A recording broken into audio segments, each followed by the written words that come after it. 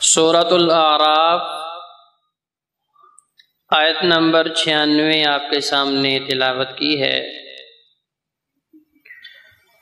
اللہ تبارک و تعالی ارشاد فرماتے ہیں وَلَوْ أَنَّ أَهْلَ الْقُرَىٰ آمَنُوا وَاتَّقَوْا، اگر اللہ کے بندے اپنے اندر دو خوبیاں پیدا کر لیں، دو اچھی صفات اپنے اندر لے آئیں، لَفَتَحْنَا عَلَيْهِمْ بَرَكَاتٍ مِّنَ السَّمَاءِ وَالْأَرْضِ، تو پھر اللہ کی رحمت اور اللہ کی برکت آسمانوں سے بھی نازل ہوگی اور زمین سے بھی ان کو حاصل ہوگی۔ وَلَٰكِن كَذَّبُوا، اور جو لوگ یہ دو خوبیاں اپنے اندر پیدا نہ کر سکے، اللہ پہ ایمان نہ لائے اور اللہ کا خوف اور اللہ کا ڈر اپنے دلوں میں پیدا نہ کر سکے، وَلَٰكِن كَذَّبُوا، تو یہ وہ لوگ ہیں کہ جنہوں نے اللہ کے پیغام کو جھٹلا دیا ہے، جنہوں نے اللہ کی بات کو تسلیم نہیں کیا ہے۔ فَأَخَذْنَاهُمْ بِمَا كَانُوا يَكْسِبُونَ،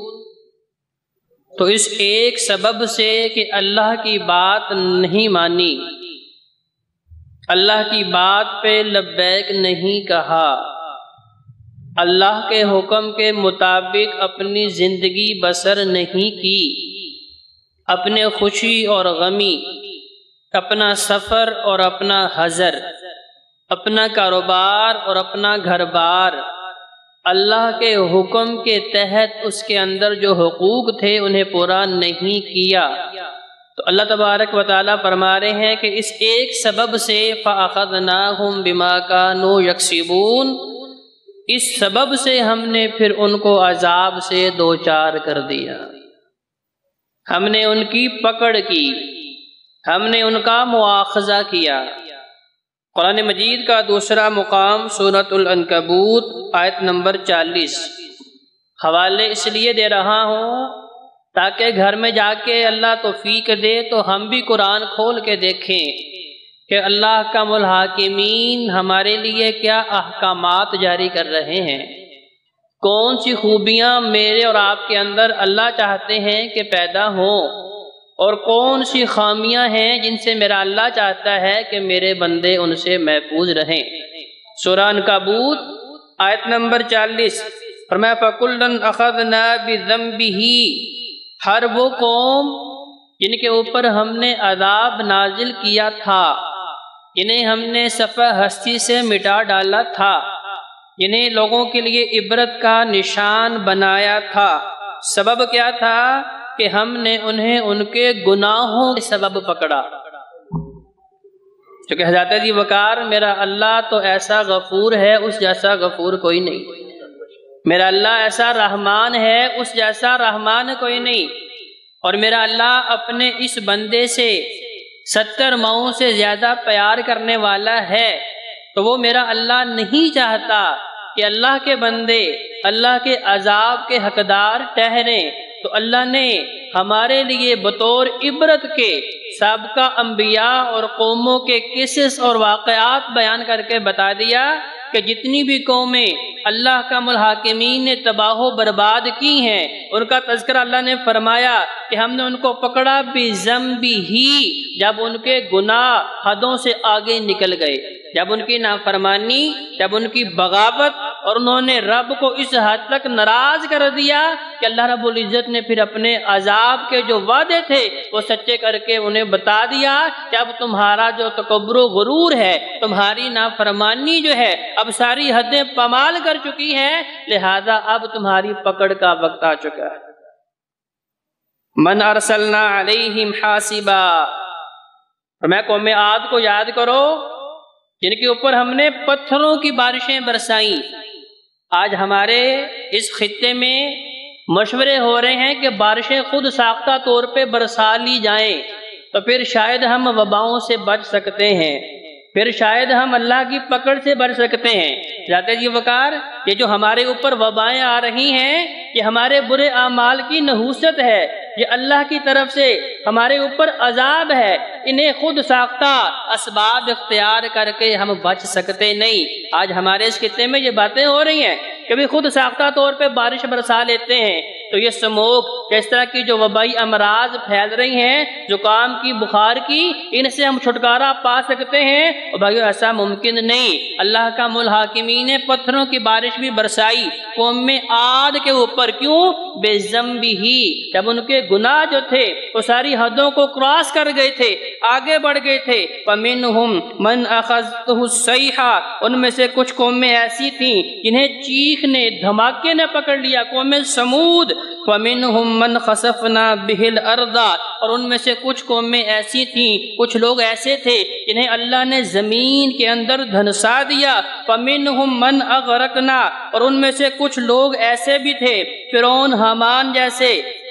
جنہیں اللہ کا الحاکمین نے پانی کے اندر غرق کر دیا۔ وَمَا كَانَ اللَّهُ لِيَظْلِمَهُمْ، اللہ کو وضاحت دینے کی ضرورت نہیں، اللہ کو جواب دینے کی ضرورت نہیں، لیکن اس کے باوجود میرا اللہ وضاحت دے رہا ہے، میرا اللہ جواب دے رہا ہے، میرا اللہ سبب بتا رہا ہے۔ اور لوگوں، یہ قومیں جن کے اوپر میں نے پتھروں کی برسات کی، جن کے اوپر میں نے چیخ کا عذاب مسلط کیا، جن کو میں نے زمین کے اندر دھنسایا، جن کو میں نے پانی کے اندر غرق کیا، کیوں کیا؟ بے ذنبہ، ان کا گناہ جو تھا وہ ساری حدیں پامال کر چکا تھا، ان کے گناہ اتنے زیادہ ہو چکے تھے، اب ضرورت تھی کہ اللہ کا الحاکمین جو ہے ان کی گرفت کرے اور اللہ بتائے کہ یہ لوگ دنیا میں اپنی مرضی سے نہیں آئے، لہذا اپنی مرضی سے اس زمین پہ رہنا بھی تمہارے لیے جائز نہیں ہے۔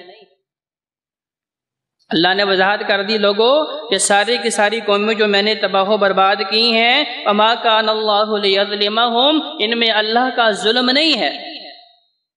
اللہ غفار ہے، قرآن بتا رہا ہے،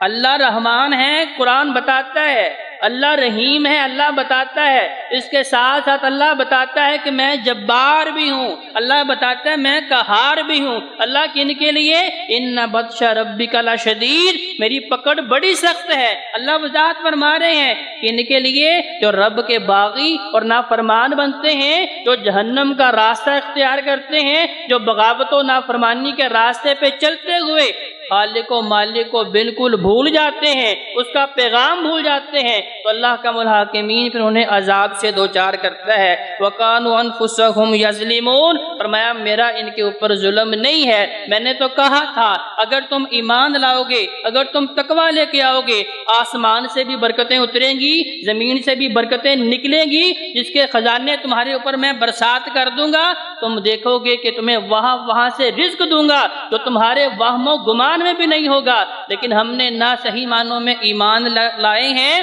نہ صحیح معنوں میں اپنے دل میں اللہ کا خوف پیدا کیا ہے۔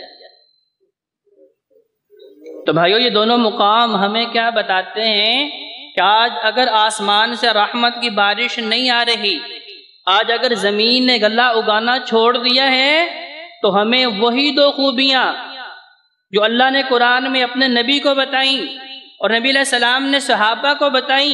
اور انہوں نے وہ اختیار کی، اور اللہ نے ان کے ساتھ بھی اپنے وعدے کو جو ہے صادق کیا، ان کے اوپر وعدہ پورا کر کے بتایا کہ اگر تم ایمان لاؤ گے اور ایمان کے بعد تمہارے دلوں میں خوف خدا بھی ہوگا، یعنی جتنی بھی تم نیکیاں کرو گے وہ نیکیاں صرف میرے لیے ہونی چاہیے۔ ان صلاتی و نسکی و محیای و مماتی للہ رب العالمین، تم نمازیں پڑھو اس لیے کہ میرا خالق میرے اوپر خوش ہونا چاہیے، اللہ کے خوف سے نمازیں پڑھو، تم صدقات و خیرات دو صرف اس لیے کہ میرا اللہ میرے اوپر راضی ہونا چاہیے، تم حج عمرے کرو صرف اس لیے کہ میرا اللہ میرے اوپر راضی ہو جائے، تم قربانیاں دو، جانور قربان کرو صرف اس لیے کہ میرا اللہ میرے اوپر راضی ہونا چاہیے۔ لوگ دیکھیں یا نہ دیکھیں اس سے فرق نہیں پڑتا، لوگوں میں واہ واہ بلے بلے ہو یا نہ ہو اس سے فرق نہیں پڑتا، فرق صرف اس بات سے پڑتا ہے کہ میرا ایمان جو ہے عرش الہی تک پہنچ رہا ہے کہ نہیں پہنچ رہا، میرا تقوی، میری نیتیں، میرے عمل صالح جو ہیں عرش والے کے ہاں جو ہے قابل قبول ہو رہے ہیں کہ نہیں ہو رہے۔